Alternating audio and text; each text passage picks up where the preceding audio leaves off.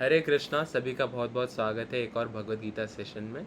आज हम चौथे चैप्टर के 40वें श्लोक से कंटिन्यू करेंगे और कंटिन्यू करने से पहले हम प्रणाम मंत्र से शुरू करेंगे और इसी सेशन के एंड में हम डिस्कशन करेंगे जो कि रिकॉर्डेड नहीं होगा, तो इन सेशंस को ज्वाइन करने के लिए आप नीचे कमेंट कर सकते हैं। हरे कृष्णा।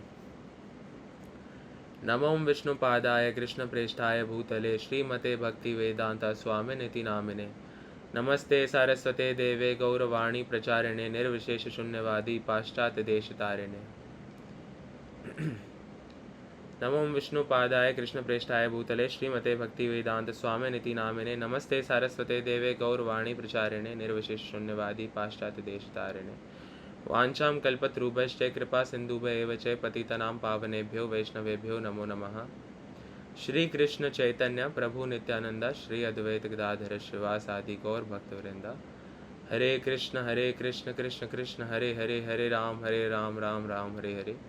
हरे कृष्ण कृष्ण कृष्ण हरे हरे, हरे राम राम हरे हरे। हरे कृष्ण कृष्ण कृष्ण हरे हरे, हरे राम राम हरे हरे। हरे कृष्ण। सभी का बहुत बहुत स्वागत है। आज कंटिन्यू हम कर रहे हैं 4.40 से। आज 4th चैप्टर ख़त्म हो जाएगा और 5th चैप्टर स्टार्ट हो जाएगा, तो धीरे धीरे हम लोग आगे बढ़ते जा रहे हैं। कोई पहला श्लोक पढ़ना चाहते हैं? मैं जूम कर देता हूँ।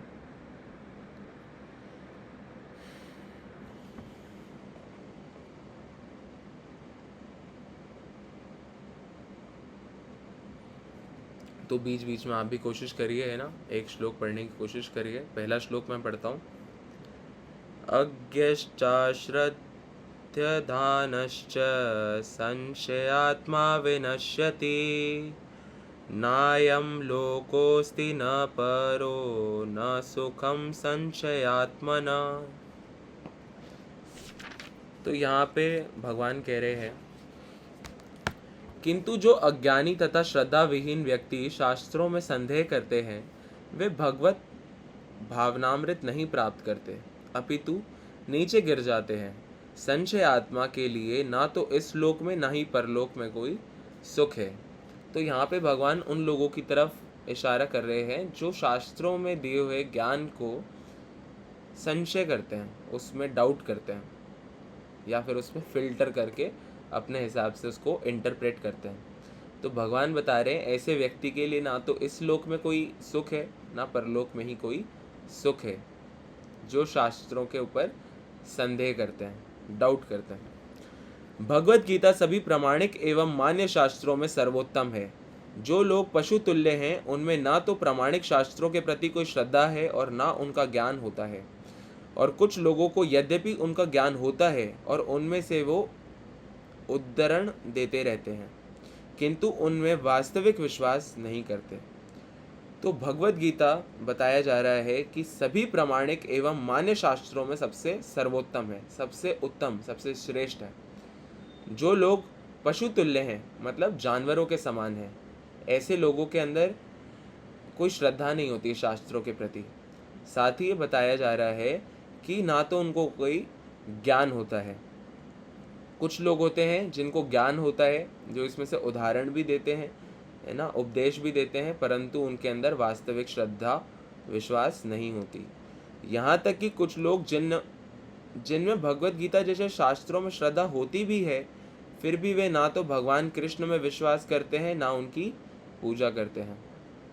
कई लोग होते हैं जो भगवत गीता में विश्वास करते हैं परंतु भगवत गीता जानते हुए भी भगवान श्री कृष्ण में विश्वास नहीं करते और ना ही उनकी पूजा करते हैं। ऐसे लोगों को कृष्ण भावनामृत का कोई ज्ञान नहीं होता, वे नीचे गिर जाते हैं। उपयुक्त सभी कोटि के व्यक्तियों में जो श्रद्धालु नहीं हैं और सदैव संशयग्रस्त रहते हैं, वे तनिक भी उन्नति नहीं कर पाते। जो लोग ईश्वर तथा उनके वचनों में श्रद्धा नहीं रखते, उन्हें ना तो इस संसार में और ना भावी लोकों में कुछ हाथ लगता है। उनके लिए किसी भी प्रकार का सुख नहीं है। अतः मनुष्य को चाहिए कि श्रद्धा भाव से शास्त्रों के सिद्धांतों का पालन करे और ज्ञान प्राप्त करे। इसी ज्ञान से मनुष्य आध्यात्मिक अनुभूति के दिव्य पद तक पहुंच सकता है। दूसरे शब्दों में, आध्यात्मिक उत्थान में संशयग्रस्त मनुष्य को कोई स्थान नहीं मिलता। अतः मनुष्य को चाहिए कि परंपरा से चले आ रहे महान आचार्यों के पद चिन्हों का अनुसरण करे और सफलता प्राप्त करे। हरे कृष्णा। तो इस श्लोक में बताया जा रहा है कि जो व्यक्ति डाउटफुल होता है शास्त्रों के प्रति, भगवान के प्रति, वो कभी भी सुख प्राप्त नहीं कर सकता। इसलिए हर किसी को शास्त्रों के प्रति श्रद्धा रखनी चाहिए और उसी श्रद्धा के साथ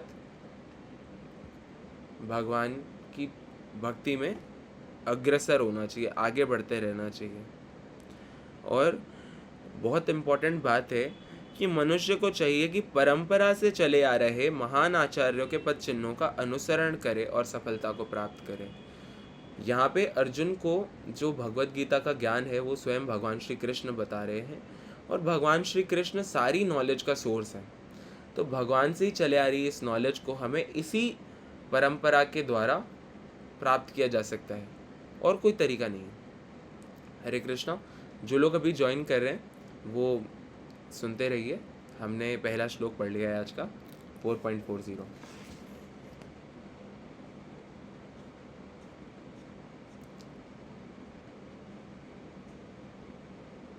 इस श्लोक को कौन पढ़ेगा? हरे कृष्णा। अविरूप प्रभु पढ़िए। हरे कृष्णा प्रभु जी।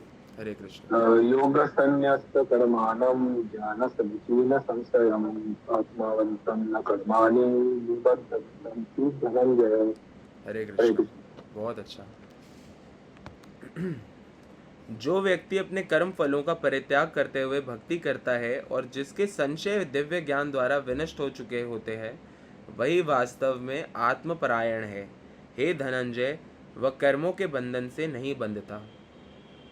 भगवान बता रहे हैं जो अपने कर्म फल यानी कि जो भी वो एक्टिविटीज़ कर रहे हैं उसके फ्रूट से अट्रैक्ट ना होते हुए जो भक्ति करते हैं और जिनके सारे डाउट इस ट्रांसेंडेंटल नॉलेज, इस दिव्य ज्ञान के द्वारा खत्म हो चुके हैं, अब कोई संदेह नहीं बचा है, वही वास्तव में आत्मपरायण है। और कहते हैं कि वह कर्मों के बंधन से नहीं बंधता। जितने भी हम कर्म करते हैं उसका एक बंधन होता है ना। भले ही हम अच्छे कर्म करें, बुरे कर्म करें या नॉर्मली जीवन जिएं, हर तरीके से इस भौतिक जगत में जीने पर हम प्रकृति के 3 गुणों के अंदर आते हैं, सतोगुण, रजोगुण और तमोगुण। और इन तीनों ही गुण में कार्य करके हम इस भौतिक जगत से और बंधते जाते हैं, है ना। गुण का एक और अर्थ होता है रस्सी, जो कि हमें बांधती है। तो ये तीनों गुण हमें हमारे हाथों और पैरों को बहुत टाइटली बांधते देते हैं भवबंधन में, और इसी वजह से हमारा जो जन्म मृत्यु का चक्र है वो चलता रहता है। लेकिन भगवान यहाँ पे बता रहे हैं जो व्यक्ति दिव्य ज्ञान को प्राप्त करके भक्ति में कार्य करता है तो वो उसके लिए कोई भवबंधन नहीं है। जो मनुष्य भगवत गीता की शिक्षा का उसी रूप में पालन करता है जिस रूप में भगवान श्री कृष्ण ने दी थी, तो वह दिव्य ज्ञान की कृपा से समस्त संशयों से मुक्त हो जाता है। पूर्णतः कृष्ण भावना भवित होने के कारण उसे श्री भगवान के अंश रूप में अपने स्वरूप का ज्ञान पहले ही हो जाता है। अतएव निसंदेह वे कर्म बंधन से मुक्त है ना। तो यहाँ पे बताया है कि जो कृष्ण द्वारा दिए गए दिव्य ज्ञान को उसी रूप में समझता है ना, उसी रूप में समझना बहुत ज़रूरी है, क्योंकि भगवान के दिव्य ज्ञान को लोग अपने किसी न किसी सेल्फ इंटरेस्ट की आड़ में मॉडिफाई करके बांटते हैं दुनिया में। तो it is very important to get the knowledge in the right manner, in the right way, है ना, as it is, Bhagavad Gita as it is. That is why we are reading Bhagavad Gita Yatharup, as it is, है ना। तो ये बहुत ज़रूरी है कि हम भगवद गीता को वैसा ही समझें जैसा कि कृष्ण के द्वारा बताया गया है। जो पूर्णतः कृष्ण भावना भवित हो जाता है वो अपने आप को श्री भगवान के अंश के रूप में जान पाता है और निसंदेह वे कर्म बंधन से मुक्त हो जाता है। नेक्स्ट श्लोक की तरफ बढ़ते हैं, और ये इस चैप्टर का आखिरी श्लोक होने वाला है। इसी तरह से हम चौथे चैप्टर को ख़त्म कर देंगे आज। चलिए, कौन पढ़ेगा ये श्लोक?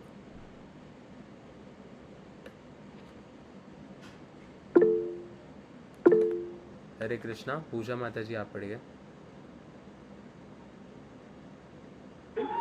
हरे कृष्णा प्रभु जी। थोड़ा टफ है तो मेरे मुश्किल हो, अगर मिस्टेक हो तो कहीं माफ करिएगा।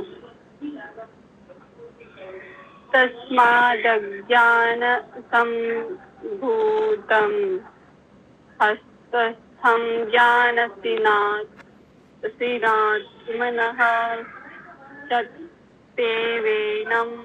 चित्तेवेनं संशयं योगमातिष्ठते तिष्ठ भारत। हरे कृष्णा, बहुत अच्छा। यहाँ पे बताया जा रहा है कि अतएव तुम्हारे हृदय में अज्ञान के कारण जो संशय उठे हैं उन्हें ज्ञान रूपी शास्त्र से काट डालो। हे भारत, तुम योग से समन्वित होकर खड़े हो और युद्ध करो। तो अंत में भगवान क्या कह रहे हैं अर्जुन को कि तुम जो अज्ञान के कारण तुम्हारे मन में डाउट क्रिएट हुए हैं और जो संशय है उनको दिव्य ज्ञान के द्वारा काट डालो, ख़त्म कर दो। और उससे क्या होगा कि तुम उसके बाद ज्ञान रूपी शास्त्र से इनको काट डालो और तुम योग से समन्वित होकर खड़े हो और युद्ध करो। तो देखिए भगवान कितनी अच्छी बात बता रहे हैं यहाँ पे। भगवान अर्जुन को एक योगी बता रहे हैं, योग में आगे बढ़ने के लिए बता रहे हैं और युद्ध करने के लिए कह रहे हैं। तो आप देखिए एक व्यक्ति एक योद्धा भी हो सकता है और साथ में एक योगी भी हो सकता है ना। तो ये कैसे पॉसिबल है? जब हम हमारे सारे कार्य भगवान को समर्पित करके करते हैं तो हम अपने आप ही योगी बन जाते हैं, है ना। और योगी का अर्थ ये नहीं है कि हम प्राणायाम आसन करें, सूर्य नमस्कार करें सुबह उठ के। योगी का वो भी योग की एक पद्धति है, एक योग का पार्ट है, लेकिन योग का वास्तविक अर्थ क्या है? आत्मा को परमात्मा से जोड़ना। योग का अर्थ होता है एडिशन, है ना। योग का मतलब होता है मिलना, ठीक है। तो इस अध्याय में जिस योग पद्धति का उपदेश हुआ है वह सनातन योग कहलाती है। इस योग में दो तरह के यज्ञ कर्म किए जाते हैं, एक तो द्रव्य का यज्ञ और दूसरा आत्मज्ञान यज्ञ जो विशुद्ध आध्यात्मिक कर्म है। यदि आत्मा, अच्छा द्रव्य यज्ञ आपको याद होगा, चैरिटी को द्रव्य यज्ञ कहते हैं, और दूसरा आत्मज्ञान यज्ञ है जो विशुद्ध आध्यात्मिक कर्म है। यदि आत्म साक्षात्कार के लिए द्रव्य यज्ञ नहीं किया जाता तो ऐसा यज्ञ भौतिक बन जाता है, किंतु जब कोई आध्यात्मिक उद्देश्य या भक्ति से ऐसा यज्ञ करता है तो वह पूर्ण ज्ञान होता है। तो देखिए हमने पहले ये भी पढ़ा था कि चैरिटी कई तरह की होती है ना। हम चैरिटी अलग अलग गुणों में रहते हुए कर सकते हैं। हम सतोगुण में रहते हुए चैरिटी कर सकते हैं, रजोगुण में रहते हुए चैरिटी कर सकते हैं, और तमोगुण में रहते हुए भी चैरिटी कर सकते हैं। साथ ही हम चैरिटी कर सकते हैं भगवान की सेवा करते हुए, है ना, ये जानते हुए कि हर व्यक्ति के अंदर भगवान विराजमान है। सबसे बड़ी चैरिटी है भगवत प्रचार, भगवान के नाम का प्रचार सबसे बड़ी चैरिटी है ना। क्योंकि ऐसे में आप व्यक्ति को वो दे देते हैं, वो दिव्य ज्ञान दे देते हैं जिसके द्वारा वो अपनी नित्य स्थिति में पहुंच सकता है। तो उससे बड़ी कोई चैरिटी नहीं है। तो यहाँ पे बताया जा रहा है किंतु जब कोई आध्यात्मिक उद्देश्य या भक्ति से ऐसा यज्ञ करता है तो वह पूर्ण यज्ञ होता है। आध्यात्मिक क्रियाएं भी दो प्रकार की होती है, आत्मबोध या अपने स्वरूप को समझना तथा श्री भगवान विषयक सत्य। जो भगवत गीता के मार्ग का पालन करता है वह ज्ञान की इन दोनों श्रेणियों को समझ सकता है। उसके लिए भगवान के अंश स्वरूप आत्मज्ञान को प्राप्त करने में कोई कठिनाई नहीं होती है। ऐसा ज्ञान लाभप्रद है क्योंकि ऐसा व्यक्ति भगवान के दिव्य कार्यकलापों को समझ सकता है। इस अध्याय के प्रारंभ में स्वयं भगवान ने अपने दिव्य कार्यकलापों का वर्णन किया है।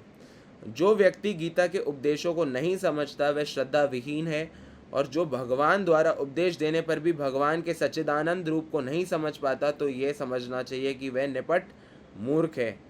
कृष्ण भावनामृत के सिद्धांतों को स्वीकार करके अज्ञान को क्रमशः दूर किया जा सकता है। यह कृष्ण भावनामृत विदित देव यज्ञ, ब्रह्म यज्ञ, ब्रह्मचर्य यज्ञ, गृहस्थ यज्ञ, इंद्रिय संयम यज्ञ, योग साधना यज्ञ, तपस्या यज्ञ, द्रव्य यज्ञ, स्वाध्याय यज्ञ तथा वर्णाश्रम धर्म में भाग लेकर जागृत किया जा सकता है। तो देखिए जितने भी वेद हैं, जितने भी स्क्रिप्चरल नॉलेज है, सभी का अंत कृष्ण भावनामृत में होता है। ये जानना वासुदेवम सर्वम इति, कृष्ण ही सब कुछ है ना। ये सबसे टॉप मोस्ट नॉलेज है और इसका अंत भगवान की प्रेम भक्ति में होता है ना। तो ये सब यज्ञ कहलाते हैं और ये सब नियमित कर्म पर आधारित है। ये सभी जो हैं ये यज्ञ कहलाते हैं और ये किस पे आधारित है? नियमित कर्म पर, है ना। तो आप देखिए, human life is meant to be very regulated. जानवरों की लाइफ जो होती है वो रेगुलेटेड उतनी नहीं होती है, हालांकि प्रकृति के द्वारा उनको इतना प्रेरित किया जाता है कि वो भी काफ़ी नियमित जीवन निभाते हैं, है ना। जैसे कि जो जानवर होते हैं उनका भी मेटिंग साइकिल होता है ना। उसी तरीके से उनके खाना पीना सब कुछ रेगुलेटेड होता है बाय नेचर ओनली। उनको ये जो ज्ञान होता है, एक चिड़िया को घोंसला बनाने का ज्ञान कौन देता है ना। परमात्मा सभी के हृदय में विराजमान है, सभी को जीवन जीना सिखा देते हैं वो। लेकिन specially human life is meant to be very regulated. Ekadashi का फास्ट करना, सुबह ब्रह्म मुहूर्त में उठ के अपनी मॉर्निंग साधना प्रोग्राम करना and everything, it is meant for human life only. तो अगर ह्यूमन इस तरीके से अपनी लाइफ को रेगुलेटेड मैनर में जीते हैं तो अपने आप ही उनका जीवन सफल हो जाता है, क्योंकि this is what meant for human life. ये मानव जीवन का यही लक्ष्य है कि हम चिंतन करें, जिज्ञासा करें, भगवान के बारे में जानने की कोशिश करें, जो कि हम सब कर रहे हैं। तो किंतु इन सब कार्यकलापों के भीतर सबसे महत्वपूर्ण कारक आत्म साक्षात्कार है। सबसे इम्पोर्टेंट है आत्म साक्षात्कार। जो इस उद्देश्य को खोज लेता है वही भगवत गीता का वास्तविक पाठक है, किंतु जो कृष्ण को प्रमाण नहीं मानता वह नीचे गिर जाता है। जो व्यक्ति कृष्ण को प्रमाण नहीं मानता है, कृष्ण में विश्वास नहीं रखता है, वो नीचे गिर जाता है। तो श्रद्धा, कृष्ण में विश्वास होना चाहिए, है ना। और सबमिसिवली हमें क्वेश्चन करना चाहिए। भगवत गीता में हमें सारे आंसर मिल जाते हैं। अतः मनुष्य को चाहिए कि वह सेवा तथा समर्पण समेत किसी प्रामाणिक गुरु के निर्देशन में भगवत गीता या अन्य किसी शास्त्र का अध्ययन करे। प्रामाणिक गुरु अनंत काल से चली आने वाली परंपरा में होता है और वह परमेश्वर के उन उपदेशों से तनिक भी विपत नहीं होता।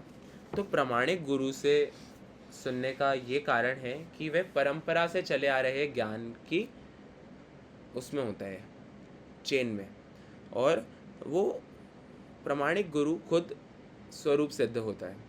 तो हमने भगवत गीता 4.34 में ये पढ़ा था कि भगवान अर्जुन को कहते हैं कि तुम जाके जिज्ञासा करो। आज का जो सेशन है उसके जो पोस्टर है उसमें मैंने वही श्लोक मेंशन कर रखा है।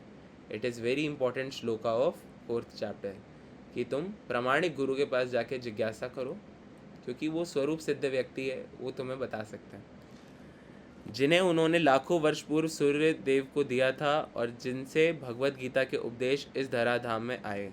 अतः गीता में ही व्यक्त भगवत गीता के पथ का अनुसरण करना चाहिए और उन लोगों से सावधान रहना चाहिए जो आत्म शलाघ वश अन्यों को वास्तविक पथ से विपत करते रहते हैं। भगवान निश्चित रूप से परम पुरुष हैं और उनके कार्यकलाप दिव्य हैं। जो इसे समझता है वह भगवत गीता का अध्ययन शुभारंभ करते ही मुक्त होता है। इस प्रकार श्रीमद् भगवत गीता के 4th अध्याय दिव्य ज्ञान का भक्ति वेदांत तात्पर्य पूर्ण हुआ। हरे कृष्णा। श्रील प्रभुपाद की जय।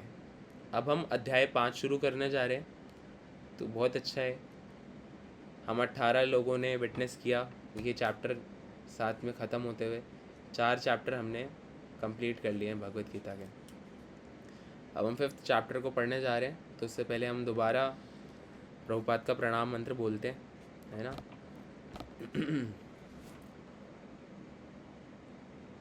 नमो विष्णुपादाय कृष्णप्रेष्ठाय भूतले श्रीमते भक्ति वेदांता स्वामिनिति नामिने। नमस्ते सारस्वते देवे गौरवाणी प्रचारिणे निर्विशेष शून्यवादी पाश्चात्य देशतारिणे। ओम अज्ञानतिमिरान्धस्य ज्ञानञ्जनशलाकया चक्षुरुन्मिलितं येन तस्मै श्रीगुरुवे नमः। श्रीकृष्ण चैतन्य प्रभु नित्यानंद श्री अद्वैत गदाधर श्रीवासादि गौर भक्तवृंद। हरे कृष्ण कृष्ण कृष्ण हरे हरे, हरे राम राम राम हरे हरे। 5वां अध्याय शुरू होता है जिसका टाइटल है कर्मयोग, कृष्ण भावना भवित कर्म। ठीक है, तो पहला श्लोक पढ़ते हैं हम।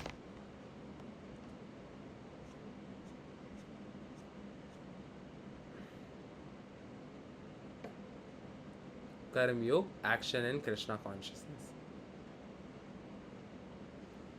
अब इस चैप्टर के स्टार्टिंग में ही अर्जुन भगवान से एक प्रश्न पूछ रहे हैं। ठीक है, कौन पढ़ेगा?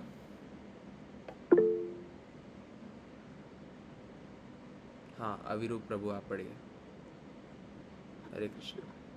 हरे कृष्ण प्रभु। अर्जुन उवाच संन्यासं कर्मणं कृष्ण पुनर्योगं च संससि यच्छयायितयोरेकं तन्मे ब्रूहि सुनिश्चितम्। हरे कृष्ण। हरे कृष्ण। अर्जुन ने कहा, हे कृष्ण, पहले आप मुझसे कर्म त्यागने के लिए कहते हैं और फिर भक्ति पूर्वक कर्म करने का आदेश देते हैं। क्या आप अब कृपा करके निश्चित रूप से मुझे बताएंगे इन दोनों में से कौन अधिक लाभप्रद है? तो अर्जुन यहाँ पे भगवान से पूछ रहे हैं कि पहले आप कह रहे हैं कि कर्म का त्याग करो, फिर उसके बाद आप कह रहे हैं कि भक्ति पूर्वक कर्म करो। तो अर्जुन अब पूछ रहे हैं कि इन दोनों में से क्या ज़्यादा लाभप्रद है, ज़्यादा अच्छा क्या है? तो अर्जुन के जितने भी क्वेश्चन है बहुत ज़्यादा सिग्निफिकेंट है ना, और हमारे जानने के लिए बहुत ज़रूरी है कि हम क्या ज़्यादा अच्छा है, क्या ज़्यादा बेहतर है। तो यहाँ पे अगले श्लोक में भगवान इसका आंसर करेंगे, पहले हम तात्पर्य पढ़ेंगे। तो भगवत गीता के इस 5वें अध्याय में भगवान बताते हैं कि भक्ति पूर्वक किया गया कर्म सूक्ष्म चिंतन से श्रेष्ठ है, भक्ति पथ अधिक सुगम है, क्योंकि दिव्य स्वरूपा भक्ति मनुष्य को कर्म बंधन से मुक्ति कराती है। द्वितीय अध्याय में आत्मा तथा उसके शरीर बंधन का सामान्य ज्ञान बतलाया गया है। उसी में बुद्धि योग अर्थात भक्ति द्वारा इस भौतिक बंधन से निकलने का भी वर्णन हुआ है। तृतीय अध्याय में यह बताया गया है कि ज्ञानी को कोई कार्य नहीं करने पड़ते। चतुर्थ अध्याय में भगवान ने अर्जुन को बताया है कि सारे यज्ञों का पर्यवसान ज्ञान में होता है, किंतु चतुर्थ अध्याय के अंत में भगवान ने अर्जुन को सलाह दी कि वे पूर्ण ज्ञान से युक्त होकर उठ करके युद्ध करें। अतः इस प्रकार एक ही साथ भक्तिमय कर्म तथा ज्ञान युक्त अकर्म की महत्ता पर बल देते हुए कृष्ण ने अर्जुन के संकल्प को भ्रमित कर दिया है। अर्जुन ये समझता है कि ज्ञानमय संन्यास का अर्थ है इंद्रिय कार्यों के रूप में समस्त प्रकार के कार्यकलापों का परित्याग, किंतु यदि भक्ति योग में कोई कर्म करता है तो फिर कर्म का किस तरह त्याग हुआ? दूसरे शब्दों में वह ये सोचता है कि ज्ञानमय संन्यास को सभी प्रकार के कार्यों से मुक्त होना चाहिए, क्योंकि उसे कर्म तथा ज्ञान असंगत से लगते हैं। ऐसा लगता है कि वह यह नहीं समझ पाया कि ज्ञान के साथ किया गया कर्म बंधनकारी न होने के कारण अकर्म के ही तुल्य है। अतएव वह पूछता है कि वह सब प्रकार से कर्म त्याग दे या पूर्ण ज्ञान से युक्त होकर कर्म करे। तो अर्जुन ऐसा सोच रहे हैं कि कर्म करने पर तो बंधन बनेगा, और उनका ये मानना है कि ज्ञान में पूर्ण होने के बाद कर्म का परित्याग करना पड़ेगा। लेकिन भगवत गीता के चतुर्थ अध्याय में, चौथे अध्याय के अंत में भगवान उनसे कह रहे हैं कि आप युद्ध करो। तो अर्जुन का क्वेश्चन है कि मुझे कर्म करना है या नहीं करना है ना, या भक्ति में कर्म करना है। तो वो यही क्वेश्चन कर रहे हैं। हालांकि यहाँ पे प्रभुपाद ने बताया है कि जो भक्ति में कर्म होते हैं वो अपने आप ही अकर्म के समान होते हैं, यानी उनसे कोई बंधन नहीं बनता है।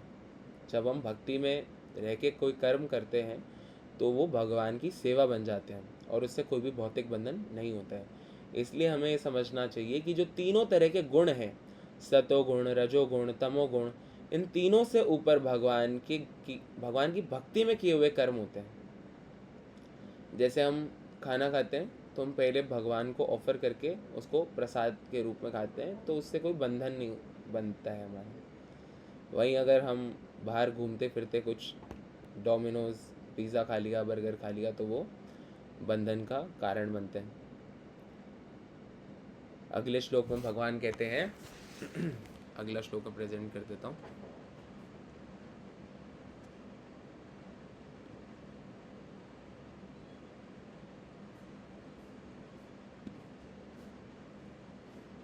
कौन पढ़ेगा?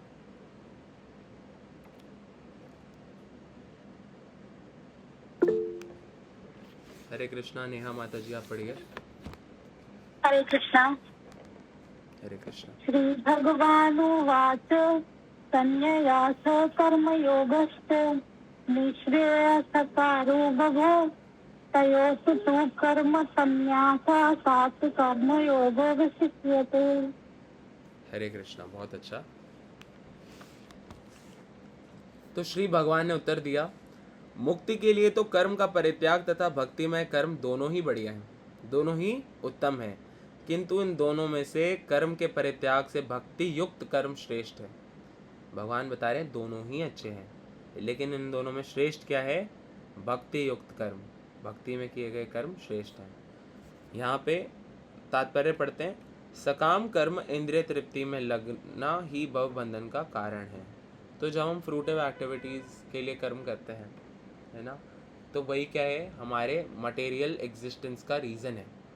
हम कोई भी काम करें, कोई भी काम करें, वो हमारे मटेरियल एग्जिस्टेंस का कारण बनते हैं। जब तक मनुष्य शारीरिक सुख का स्तर बढ़ाने के उद्देश्य से कर्म करता रहता है, तब तक वह विभिन्न प्रकार के शरीरों में देहांतरण करते हुए भव बंधन को बनाए रखता है।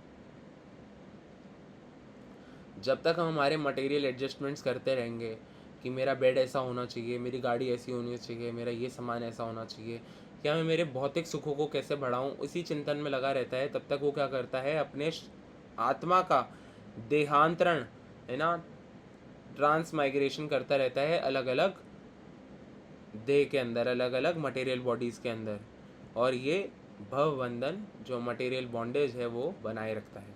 ठीक है, बीच बीच में आप ऐसे थम्स अप भेज सकते हो अगर आपको समझ आ रहा है तो, है ना। और सब एक बार थम्स अप करिए अगर आप यहाँ पर प्रेजेंट है तो, है ना, ये आपकी प्रेजेंस को ही बताता है। बहुत अच्छा, बहुत अच्छा, सभी है यहाँ पे, बहुत अच्छा।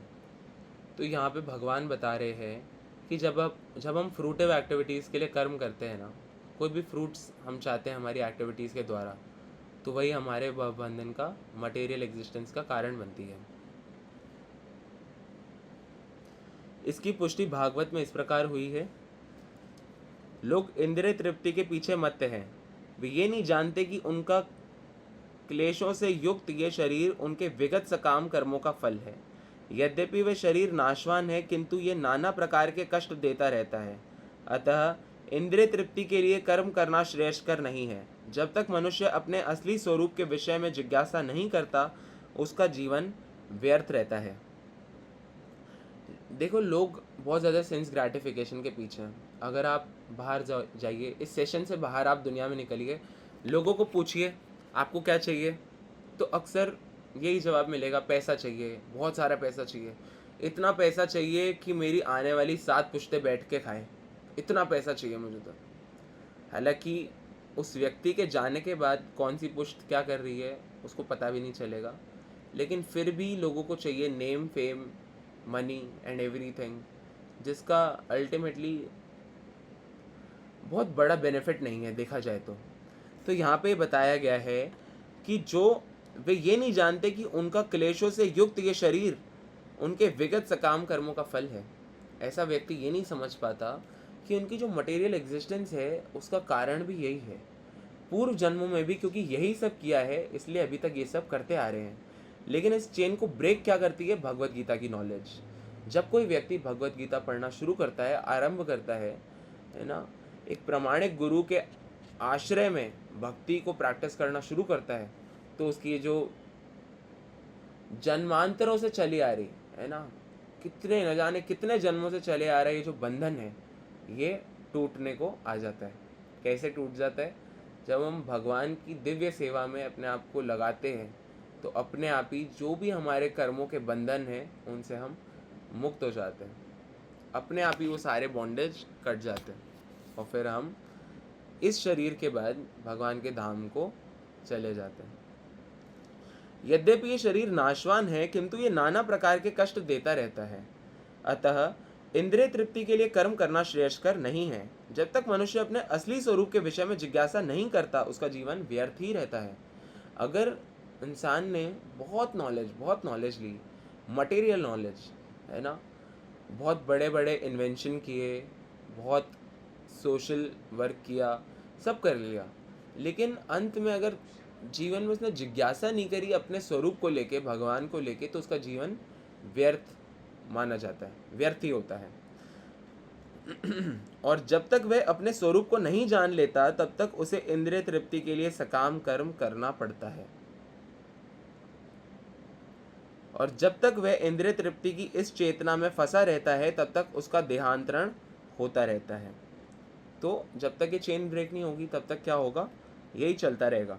भले ही उसका मन सकाम कर्मों में व्यस्त रहे और अज्ञान द्वारा प्रभावित हो, किंतु उसे वासुदेव की भक्ति के प्रति प्रेम उत्पन्न करना चाहिए। केवल तभी वह भवबंधन से छूटने का अवसर प्राप्त कर सकता है। तो ये बताया गया है श्रीमद् भागवत में।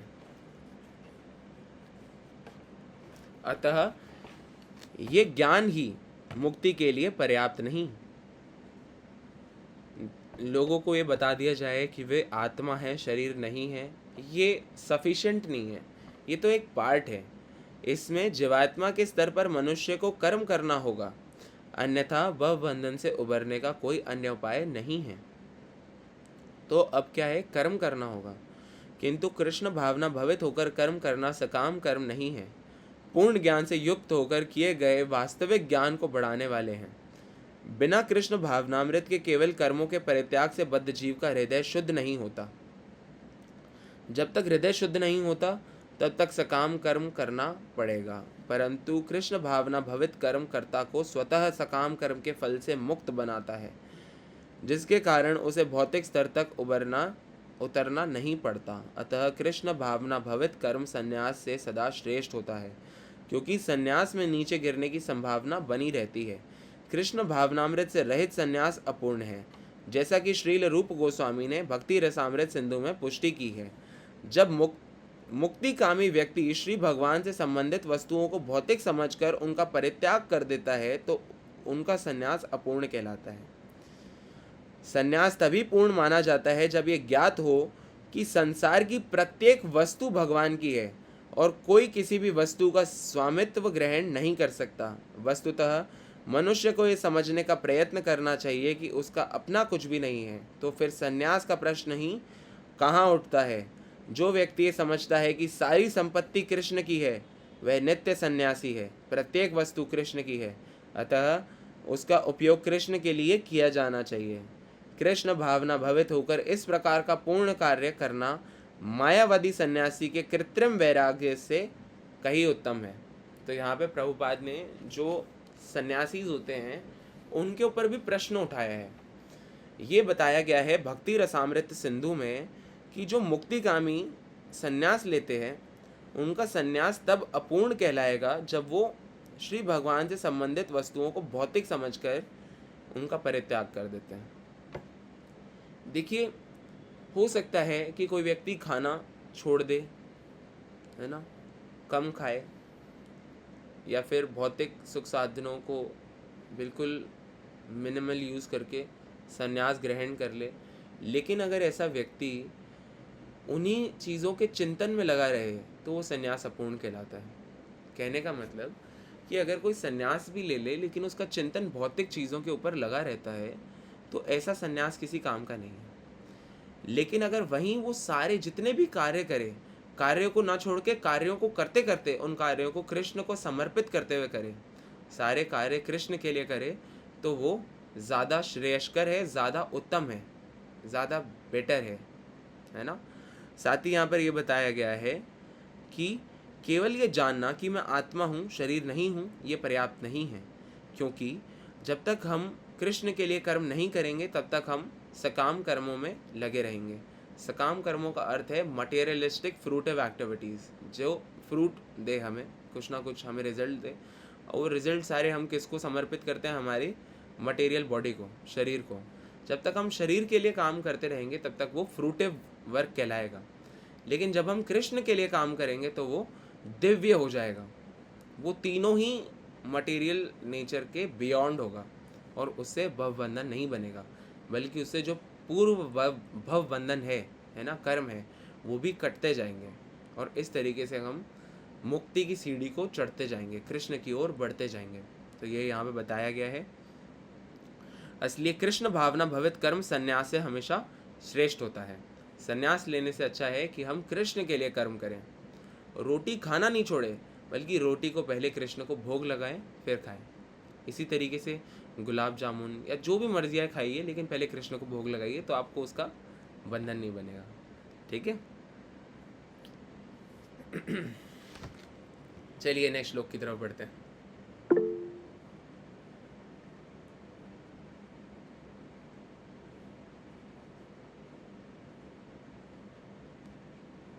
रिया माता जी आप पढ़ेंगी? हरे कृष्णा पढ़िए। हरे कृष्ण प्रभु। जैष नित्य सन्यासी यूना दृष्टि नाकारिष्यति निदुन्देहि महाबाहो शुकबन्धात् प्रमुच्यते। हरे कृष्ण। हरे कृष्णा, बहुत अच्छा। यहाँ पे भगवान बता रहे हैं, जो पुरुष ना तो कर्म फलों से घृणा करता है और ना कर्म फल की इच्छा करता है, वह नित्य सन्यासी जाना जाता है। हे महाबाहु अर्जुन, ऐसा मनुष्य समस्त द्वंद्वों से रहित होकर भव बंधन को पार कर पूर्णतया मुक्त हो जाता है।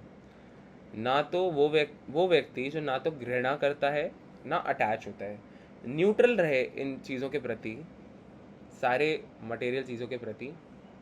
एक व्यक्ति होगा जो मस्टैंग जीटी जाएगी एकदम शू रोड पे, और उसको देख के, भाई देखा क्या गाड़ी थी, ओ गॉड कितनी अमेजिंग गाड़ी है ये, मुझे भी चाहिए।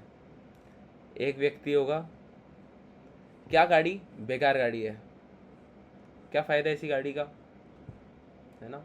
एक व्यक्ति होगा कि ठीक है, न्यूट्रल, हर चीज़ों को लेके एकदम न्यूट्रल, ना तो वो किसी चीज़ से घृणा करता है। क्योंकि आप देखिए, पूरी प्रकृति, पूरे ब्रह्मांड में सब भगवान का बनाया हुआ है, तो हम किससे घृणा करें, है ना। किसी से भी घृणा भी ना हो, किसी से आसक्ति भी ना हो, ऐसा व्यक्ति नित्य सन्यासी कहलाता है ना। और ऐसा मनुष्य समस्त द्वंद्वों से रहित होकर भवबंधन को पार कर पूर्णतया मुक्त हो जाता है। तो ऐसा व्यक्ति द्वंद्वों से मुक्त रहता है। द्वंद्व क्या है, आप देखिए, जो ये भौतिक जगत है ना, ये डुअलिटी से भरा हुआ है। कभी सुखी जीवन है, कभी दुखी जीवन है, कभी भूख लग रही है, कभी भूख बिल्कुल नहीं लग रही है ना। कभी बहुत अच्छा लग रहा है, कभी बहुत ही बुरा लग रहा है। तो इस तरीके से बहुत डुअलिटीज़ है।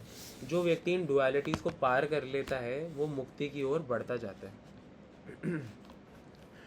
पूर्णतया कृष्ण भावना भवित पुरुष नित्य सन्यासी है, क्योंकि वह अपने कर्म फल से ना तो घृणा करता है, ना ही उनकी आकांक्षा करता है।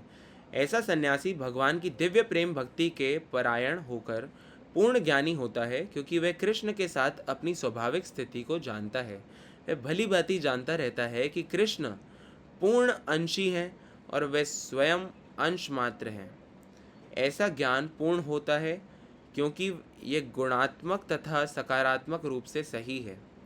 कृष्ण तादात्म्य की भावना भ्रांत है, क्योंकि अंश अंशी के तुल्य नहीं हो सकता।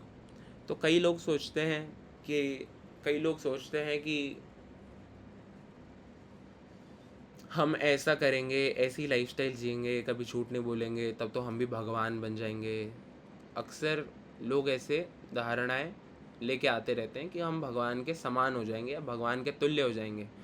लेकिन ऐसा सोचना पूरी तरह से गलत है, क्योंकि कभी भी एक अंश अंशी के बराबर नहीं हो सकता। आप देखिए, एक पिज़्ज़ा है, एक पिज़्ज़ा में से आपने एक स्लाइस निकाल दी, तो वो स्लाइस कंप्लीट पिज़्ज़ा बन सकती है? वो स्लाइस तो स्लाइस ही रहेगी। हमें समझना चाहिए कि एक अंश कभी भी कंप्लीट कैसे हो सकता है, वो तो एक पार्ट है। तो जितनी भी जीवात्माएं हैं वो भगवान का पार्ट एंड पार्सल है, भगवान का अंश है, और कभी भी भगवान के तुल्य कोई नहीं हो सकता। भगवान के तुल्य बड़े बड़े देवता भी नहीं हो सकते हैं, क्योंकि वो भी भगवान के नित्य सेवक हैं, है ना। तो यहाँ पे ये बताया गया है कि जो व्यक्ति पूरी तरह से कृष्ण भावना भवित होता है वो नित्य सन्यासी होता है, क्योंकि वो ना तो कर्म फल से घृणा करता है ना उनकी आकांक्षा करता है। और ऐसा सन्यासी भगवान की दिव्य प्रेम भक्ति के परायण होकर पूर्ण ज्ञानी होता है, क्योंकि वो कृष्ण के साथ अपनी स्वाभाविक स्थिति को अच्छे से समझता है। कृष्ण तादात्म्य की भावना भी भ्रांत है, क्योंकि अंश अंशी के तुल्य नहीं हो सकता। ये ज्ञान की एकता गुणों की है, ना कि गुणों की मात्रा की। सही दिव्य ज्ञान है जिससे मनुष्य अपने आप में पूर्ण बनता है, जिसे ना तो किसी वस्तु की आकांक्षा रहती है ना किसी का शोक। उसके मन में किसी प्रकार का छल कपट नहीं रहता, क्योंकि वो जो कुछ भी करता है कृष्ण के लिए करता है। इस प्रकार छल कपट से रहित होकर वह इस भौतिक जगत से भी मुक्त हो जाता है। ठीक है।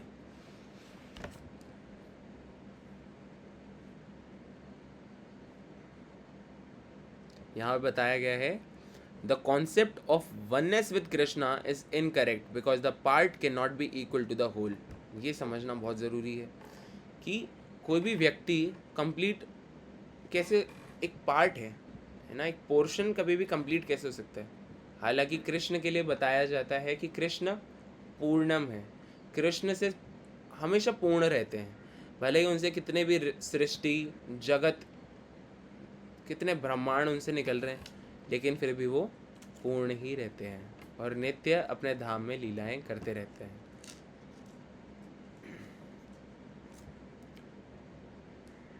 चलिए नेक्स्ट श्लोक की तरफ बढ़ते हैं।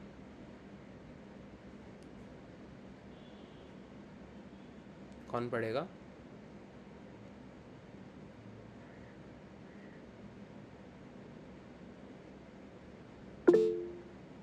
हरे कृष्णा। अविरूप प्रभु आप पढ़िए। हरे कृष्ण। हरे कृष्ण। सांख्य योग पृथक बल प्रबंधन्ति न पंडित एकम अपि अस्ति सम्यक उभयोर विन्दते फलम। हरे कृष्ण। हरे कृष्णा। तो यहाँ पे बताया गया है कि अज्ञानी ही भक्ति। आप म्यूट हो प्रभु जी। हरे कृष्णा। थैंक यू प्रभु। तो यहाँ पे बताया गया है कि अज्ञानी ही भक्ति कर्म योग को भौतिक जगत के विश्लेषणात्मक अध्ययन यानी सांख्य से भिन्न कहते हैं। जो वस्तुतः ज्ञानी हैं वे कहते हैं कि जो इनमें से किसी एक मार्ग का भली भांति अनुसरण करता है वह दोनों के फल प्राप्त कर लेता है। तो यहाँ पे भगवान बता रहे हैं कि भौतिक जगत के विश्लेषणात्मक अध्ययन यानी कि सांख्य का उद्देश्य आत्मा को प्राप्त करना है। मतलब भौतिक जगत का भी जो होता है ना स्टैटिस्टिकल नॉलेज, वो भी किस लिए होता है? आत्मा को प्राप्त करना। और भौतिक जगत की आत्मा विष्णु या परमात्मा है। भगवान की भक्ति का अर्थ परमात्मा की सेवा है। एक विधि से वृक्ष की जड़ खोजी जाती है और दूसरी विधि से उसको सींचा जाता है। तो यहाँ पे ये बताया गया है कि ज्ञान क्या है? पहले भौतिक जगत की आत्मा यानी कि परमात्मा की खोज, पहले परमात्मा को समझना, फिर दूसरा चरण है भगवान की यानी परमात्मा की सेवा करना। सांख्य दर्शन का वास्तविक छात्र जगत के मूल अर्थात विष्णु को ढूंढता है और फिर पूर्ण ज्ञान समेत अपने को भगवान की सेवा में लगा देता है। तो पहला है भगवान को समझना, भगवान को जानना, फिर दूसरा स्टेज होता है जिसमें हम भगवान की सेवा में लग जाते हैं। अतः मूलतः इन दोनों में कोई भेद नहीं है, क्योंकि दोनों का उद्देश्य विष्णु की प्राप्ति है। जो लोग चरम उद्देश्य को नहीं जानते वे ही कहते हैं कि सांख्य और कर्मयोग एक नहीं है, किंतु जो विद्वान है वह जानता है कि इन दोनों भिन्न विधियों का उद्देश्य एक ही है ना। तो यहाँ पे बताया गया है कि कोई व्यक्ति भले ही सांख्य योग यानी सांख्य दर्शन करे, है ना, भौतिक प्रकृति में खोजबीन करे, वो भी यही जानेगा कि चंद्रमा पृथ्वी से क्यों नहीं टकरा रहा, पृथ्वी सूर्य में जाके क्यों नहीं घुस जाती, ये सारे प्लैनेट्स आपस में क्यों नहीं भिड़ जाते, who is the ultimate controller, कौन है जो इस बैलेंस को बनाए रखता है, तब वो जान पाता है कि वास्तविक में इसके पीछे एक व्यक्ति है जो परम पुरुषोत्तम भगवान श्री कृष्ण है। और जब वो भगवान श्री कृष्ण को खोज लेता है तो वो ये जान पाता है कि वो नित्य ही भगवान का दास है और भगवान की सेवा ही उसका नित्य धर्म है। और ऐसा व्यक्ति भगवान की सेवा में लग के भगवान को प्राप्त कर लेता है। लेकिन जो अज्ञानी होता है वो दोनों को अलग समझता है, हालांकि दोनों का उद्देश्य, लक्ष्य भगवान श्री कृष्ण ही है। हरि बोल। अगले श्लोक की तरफ बढ़ते हैं।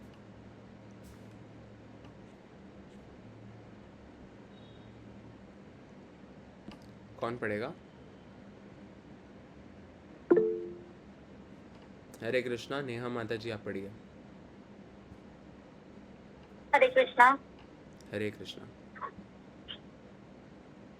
यत्र सांख्ये प्राप्यते स्थानं तद्योगे गम्यते एकं सांख्यं च योग्यं च यो पश्यति स पश्यति।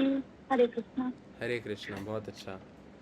जो ये जानता है कि विश्लेषणात्मक अध्ययन यानी सांख्य द्वारा प्राप्य स्थान भक्ति द्वारा भी प्राप्त किया जा सकता है, और इस तरह जो सांख्य योग तथा भक्ति योग को एक समान देखता है वही वस्तुओं को यथारूप में देखता है। कहने का मतलब है कि दार्शनिक शोध यानी कि सांख्य का वास्तविक उद्देश्य जीवन के चरम लक्ष्य की खोज है ना। आप समझ गए? सांख्य का मतलब है विश्लेषणात्मक, एक्सपेरिमेंटल, है ना। एक्सपेरिमेंटल नॉलेज जो होती है उसका चरम लक्ष्य क्या है? भगवान। और चूंकि जीवन का चरम लक्ष्य आत्म साक्षात्कार है, अतः इन दोनों विधियों से प्राप्त होने वाले परिणामों में कोई अंतर नहीं है।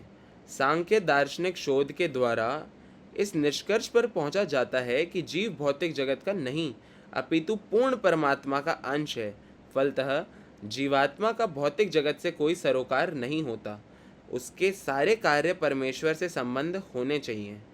जब वह कृष्ण भावनामृत वश कार्य करता है तभी वह अपनी स्वाभाविक स्थिति में होता है।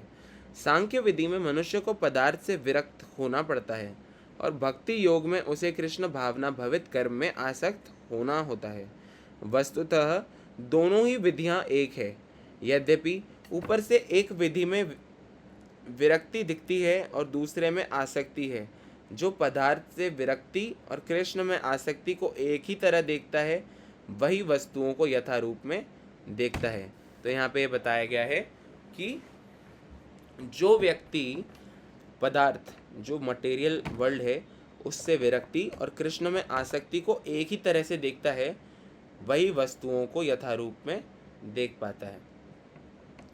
और जो सांख्य विधि में मनुष्य को पदार्थ से विरक्ति होना पड़ता है, विरक्त होना पड़ता है, और भक्ति योग में उसे कृष्ण भावना भवित कर्म में आसक्त होना पड़ता है, इन दोनों को अलग ना मान के जो व्यक्ति एक ही माने, है ना, मटेरियल वर्ल्ड से डिटैचमेंट करके कृष्ण से अटैचमेंट। कहने का ये मतलब है कि देखिए, सांख्य दार्शनिक शोध के द्वारा इस निष्कर्ष पर पहुंचा जाता है कि जो जीव है वो भौतिक जगत का नहीं है अपितु परमात्मा का अंश है। ठीक है, तो फलतः जीवात्मा का भौतिक जगत से कोई सरोकार नहीं होता। उसके सारे कार्य परमेश्वर से संबंधित होने चाहिए। जब वह कृष्ण भावनामृत वश कार्य करता है तब वह अपनी स्वाभाविक स्थिति में होता है। तो सांख्य विधि में मनुष्य को पदार्थ से विरक्त होना पड़ता है और भक्ति योग में उसे कृष्ण भावना भवित कर्म में आसक्त होना होता है। तो पिछले श्लोक में हमने देखा था जो व्यक्ति इन दोनों को अलग समझेगा वो अज्ञानी व्यक्ति है, लेकिन यहाँ पे उसको पूरी तरह से बताया गया है कि ये दोनों कैसे एक हैं। सांख्य योग के द्वारा, सांख्य दर्शन के द्वारा व्यक्ति ये समझ सकता है कि उसे भौतिक जगत का वो है नहीं, वो एक्चुअली बिलोंग कहाँ करता है? भगवान के पास, भगवान का अंश है, इस भौतिक जगत का नहीं है। तो जब आत्म साक्षात्कार होने पर वो व्यक्ति भगवान की भक्तिमय सेवा में लगता है, भक्ति योग जिसको कहते हैं। तो इन दोनों को यहाँ पे एक ही बताया गया है कि ये एक ही चीज़ है ना। अंत में क्या है? वो भगवान की भक्तिमय सेवा में लग जाता है, भगवान में आसक्ति करता है। ठीक है, तो जो पदार्थ से विरक्ति और कृष्ण में आसक्ति को एक ही तरह देखता है वही वस्तुओं को यथारूप में देखता है। हरे कृष्ण। एक और श्लोक पढ़ें, एक और श्लोक पढ़ लेते हैं।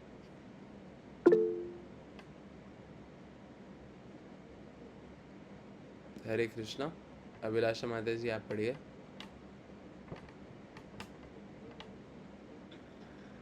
हरे कृष्ण प्रभु जी। हरे कृष्णा। संन्यासस्तु महाबाहो दुःखम् अस्तुम् अयोग्यता योगयुक्तो मुनिब्रह्मा नाचिरेणाति गच्छति। हरे कृष्ण। हरे कृष्णा। बहुत अच्छा। भक्ति में लगे बिना केवल समस्त कर्मों का परित्याग करने से कोई सुखी नहीं बन सकता, परंतु भक्ति में लगा हुआ विचारवान व्यक्ति शीघ्र ही परमेश्वर को प्राप्त कर लेता है। तो यहाँ पे बताया गया है कि भक्ति में लगे बिना अगर कोई कर्म को त्याग देता है तो वो व्यर्थ है, उससे कोई सुखी नहीं रह सकता। लेकिन यदि कोई भक्तिमय कर्म करता है तो वो शीघ्र ही परमेश्वर को प्राप्त कर लेता है। सन्यासी दो प्रकार के होते हैं। मायावादी सन्यासी सांख्य दर्शन के अध्ययन में लगे रहते हैं तथा वैष्णव सन्यासी वेदांत सूत्रों के यथार्थ भाष्य भागवत दर्शन के अध्ययन में लगे रहते हैं। मायावादी सन्यासी भी वेदांत सूत्रों का अध्ययन करते हैं, किंतु वे शंकराचार्य द्वारा प्रणीत शारीरिक भाष्य का उपयोग करते हैं। भागवत संप्रदाय के छात्र पांचरात्रिक विधि से भगवान की भक्ति करने में लगे रहते हैं। अतः वैष्णव सन्यासियों को भगवान की दिव्य सेवा के लिए अनेक प्रकार के कार्य करने होते हैं। उन्हें भौतिक कार्यों से कोई सरोकार नहीं रहता, किंतु तो भी वे भगवान की भक्ति में नाना प्रकार के कार्य करते हैं। किंतु मायावादी सन्यासी जो सांख्य तथा वेदांत के अध्ययन एवं चिंतन में लगे रहते हैं, वे भगवान की दिव्य भक्ति का आनंद नहीं उठा पाते। चूँकि उनका अध्ययन अत्यंत जटिल हो जाता है, अतः वे कभी कभी ब्रह्म चिंतन से ऊबकर समुचित बोध के बिना ही भागवत की शरण ग्रहण करते हैं। फलस्वरूप श्रीमद् भागवत का भी अध्ययन उनके लिए कष्टकर होता है। मायावादी सन्यासियों का सूक्ष्म चिंतन तथा कृत्रिम साधनों से निर्विशेष विवेचना उनके लिए व्यर्थ होती है। भक्ति में लगे हुए वैष्णव सन्यासी अपने दिव्य कर्मों को करते हुए प्रसन्न रहते हैं और ये भी निश्चित रहता है कि वे भगवत धाम को प्राप्त होंगे। मायावादी सन्यासी कभी कभी आत्म साक्षात्कार के पथ से नीचे गिर जाते हैं और फिर से समाज सेवा परोपकार जैसे भौतिक कर्म में प्रवृत्त होते हैं। अतः निष्कर्ष ये निकला कि कृष्ण भावनामृत में कार्यों में लगे रहने वाले लोग ब्रह्म अब्रह्म विषयक साधारण चिंतन में लगे सन्यासी से श्रेष्ठ हैं, यद्यपि वे भी अनेक जन्मों के बाद कृष्ण भावना भवित हो जाते हैं। तो यहाँ पे बहुत इंपॉर्टेंट बात बताई है। It is related to Shankaracharya. Shankaracharya is none other than lord Shiva. Lord Shiva भगवान कृष्ण की आज्ञा पर शंकराचार्य के रूप में अवतरित होते हैं और वो जानबूझ के भगवान की आज्ञा से गलत इन्फॉर्मेशन का प्रचार करते हैं। और ये गलत इन्फॉर्मेशन क्या है? भगवान का निराकार स्वरूप। हालांकि गलत नहीं है बल्कि इनकम्प्लीट है। इनकम्प्लीट इस तरीके से है कि भगवान एक व्यक्ति है ना। भगवान एक व्यक्ति है। जब हम कहते हैं श्याम सुंदर, तो वो सुंदर है। सुंदर कोई व्यक्ति ही हो सकता है ना। It is very important. अगर वो निराकार हैं, फॉर्मलेस हैं, तो वो सुंदर कैसे हो सकता है? तो ये केवल पहली स्टेज का ही ज्ञान है। तो आगे की दो स्टेजों का ज्ञान यहाँ पे नहीं बताया जाता।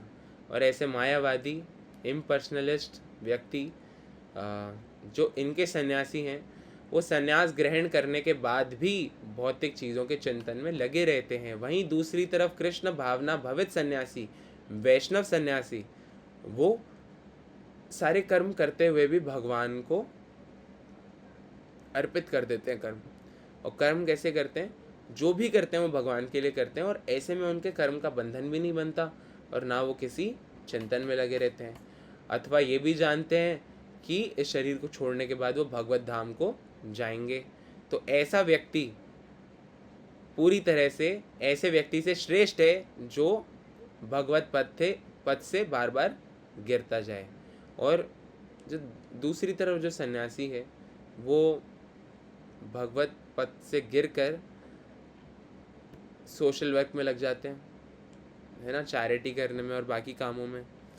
और वो क्या है, कर्म बंधन का ही कारण बनते हैं ये भी, है ना। तो जब तक भगवान की सेवा नहीं की जाए तब तक कर्म के बंधन को काट पाना पॉसिबल नहीं है।